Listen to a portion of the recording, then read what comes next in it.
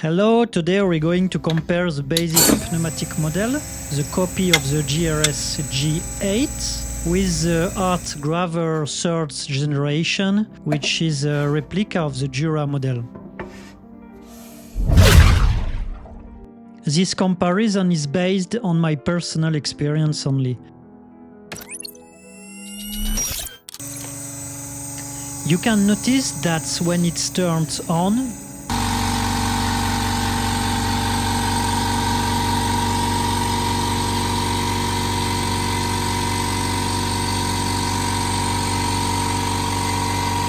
engraving machine is a bit noisy.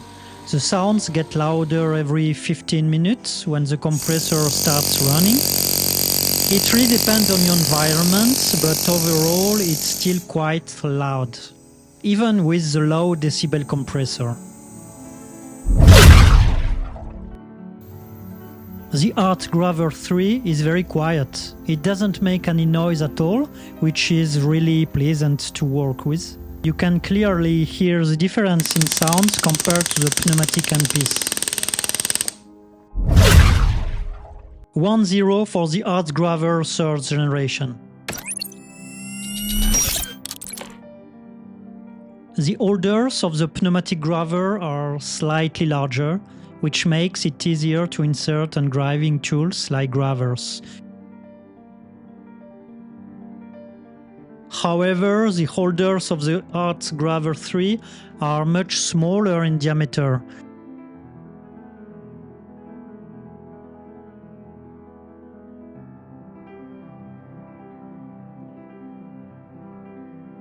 Which means some gravers need to be machined down to fit properly.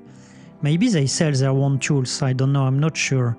But in my case, I had to reduce the diameter of some graver to make them fit. Just look at this graver. I had to reduce it so it could fit into the holder. Otherwise, it cannot fit.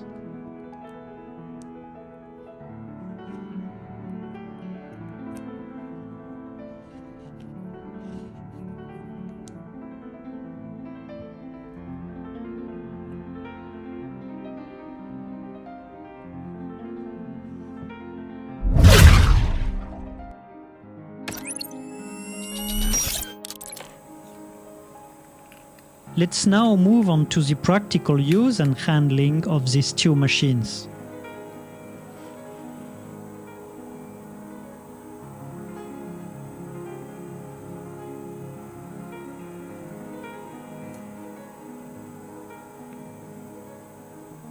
I'm now going to draw a circle and use two colors, orange for the line made with the pneumatic graver and red for the line made with the Art Graver 3.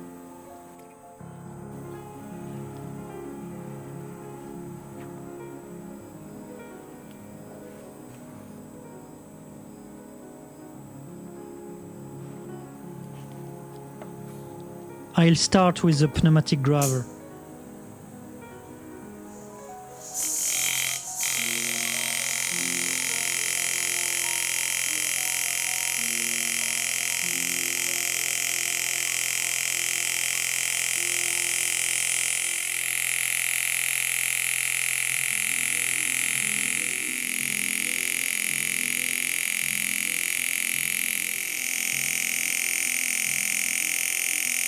The control feels clean and super smooth.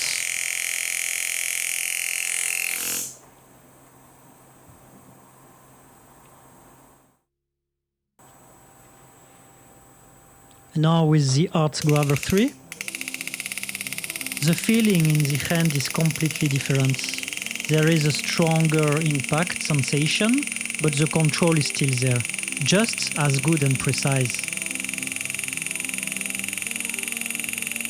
So at this point, I can't really say which one is better. Maybe just a bit more control with this one, probably.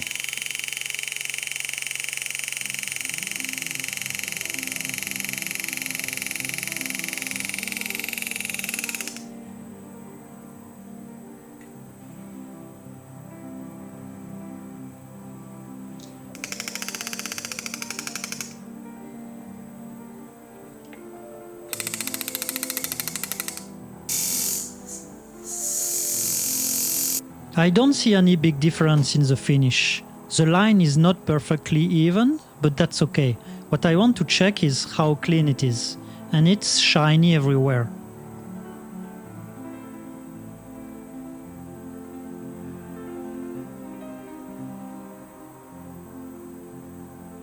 So it's a tie between the two machines.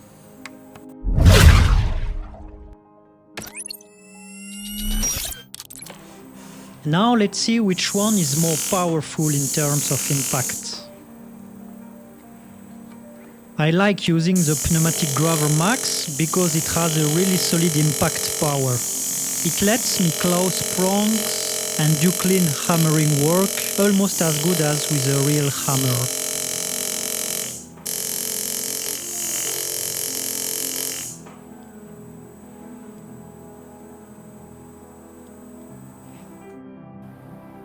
Okay, one good thing you can notice is that the beading tool diameters fit perfectly into the Art Graver 3 holder. Here, it really feels more like a hammer, but the impact isn't that strong. It's actually less powerful than on the Pneumatic Graver.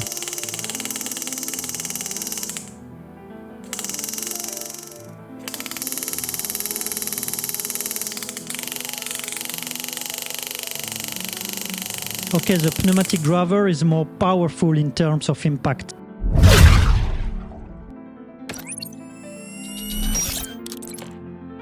I checked online, especially on AliExpress, where you can find all kinds of models at different prices.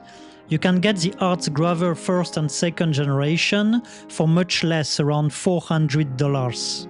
The latest generation is a bit more expensive, around $600. As for the Pneumatic Graver, its price has dropped a lot recently, from $400 down to $200. But the shipping cost usually add around $100. And you also need a compressor, which can easily cost another $200 or $300 or more for the cheaper ones. So at the end, the total cost is actually higher than the Art Graver 3. For price and logistics, the Art Graver 3 wins this round.